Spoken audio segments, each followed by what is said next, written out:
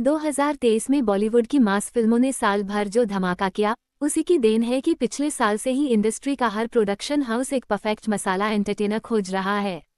शाहिद कपूर ने कमीने, हैदर और आर राजकुमार जैसी कई फिल्मों में दिखा दिया है कि उनके अंदर वो एक संकीपन भरी एनर्जी है जो मास किरदारों को दमदार बनाती है।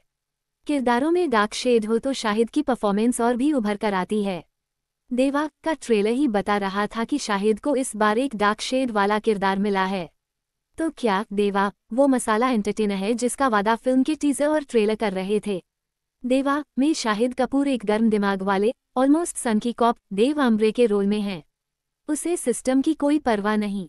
गुस्से और गन के ट्रिगर दोनों पर देवा का कंट्रोल बहुत लूज है। अपने बचपन के दोस्त और साथी ऑफिसर रोहन पवेल गुलाटी की हत्या होने के बाद देवा का दिमाग घूम जाता है। रोहन के हत्यारे को वो जिस तरह खोज रहा है वो एक पुलिस ऑफिसर से ज्यादा एक गैंगस्टर का तरीका है। कहानी में ट्विस्ट ये है कि देवा अपने सीनियर को फोन पर बोलता है कि उसने रोहन का केस सुलझा लिया है और उसे पता है कि हत्यारा कौन है। मगर तभी उसका एक्सीडेंट हो जाता है। हॉस्पिटल के बेड से जब देवा उठता है तो उसकी याददाश्त जा चुकी है। उसे अब रोहन के केस और उसके हत्यारे के बारे में कुछ भी याद नहीं। उसका सीनियर उसकी ढाल बनता है और किसी को पता नहीं चलने देता कि उसके साथ क्या हुआ है। अब देवा को फिर से केस सुलझाना है और पता करना है कि रोहन को गोली किसने मारी। क्या याददाश्त खो चुका देवा फिर से केस सॉल्व कर पाएगा? क्या इस केस में कुछ ऐसा है जिसका बाहर आना पूरी कहानी बदल देगा? यही देवा का मुद्दा है। देवा में सबसे बेहतरीन चीज शाहिद कपूर की परफॉर्मेंस है। एक संकी टाइप कॉप के किरदार में उनकी एनर्जी और बॉडी लैंग्वेज देखने लायक है। किरदार के हिसाब से उन्होंने अपने बोलने के अंदाज में जो बदलाव किया है वो बहुत इंटेंस लगता है और उनकी परफॉर्मेंस को दमदार बनाता है। मगर उनकी परफॉर्मेंस के साथ फिल्म की राइटिंग पूरी तरह न्याय नहीं कर पाती। एक एक्शन एंटरटेनर में सबसे पावरफुल चीज एक्शन होनी चाहिए, मगर देवा का एक्शन वो रोंगटे खड़े कर देने वाला फील नहीं डिलीवर कर पाता को एक मास किरदार को दमदार बनाता है। एक्शन सीन्स शूट अच्छे से हुए हैं मगर राइटिंग में जिस तरह शाहिद के एक्शन का बिल्डअप होना चाहिए था, उनके किरदार को जो एलिवेशन मिलना चाहिए था वो कहानी में मिसिंग है। एक दिक्कत ये है कि स्क्रिप्ट हमेशा देवा से एक ही तरह के मूड में रहने की डिमांड करती है, इसलिए उसका गुस्से में आना किसी विस्फोटक मोमेंट की तरह स्क्रीन पर नहीं उतरता। देवा की पेसिंग में भी दिक्कत है। फर्स्ट हाफ में फिल्म की पेस घटती बढ़ती लगती है।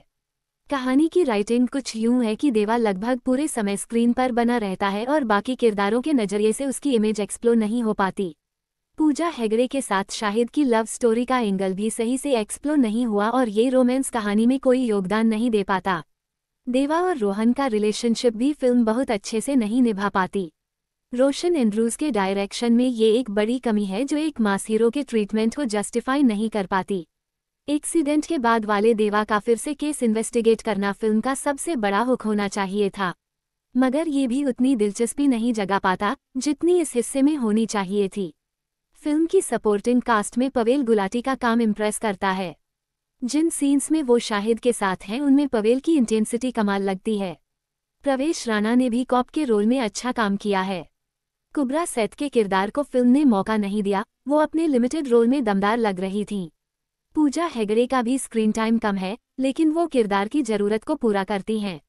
कहानी के एक क्रिटिकल मोड़ पर जब उपेंद्र लिमे शार्प शूटर बनकर आते हैं तो स्क्रीन की चमक ही जैसे बढ़ जाती है। देवा के बारे में कुल मिलाकर कहा जाए तो इसमें एक अच्छी मसाला एंटरटेनर होने का चांस पूरा था। कहानी के ट्विस्ट का ट्रीटमेंट और अच्छा होता तो देवा बहुत मजबूत फिल्म बन जाती। फिलहाल इसका ट्रीटमेंट इसे एक औसत मसाला एंटरटेनर बनाता है जो निराश तो नहीं करती मगर इसमें वाओ मोमेंट्स की कमी खलती है। सिर्फ शाहिद को मास स्टाइल में स्क्रीन पर देखने के लिए ही इस फिल्म का टिकट खरीदा जा सकता है।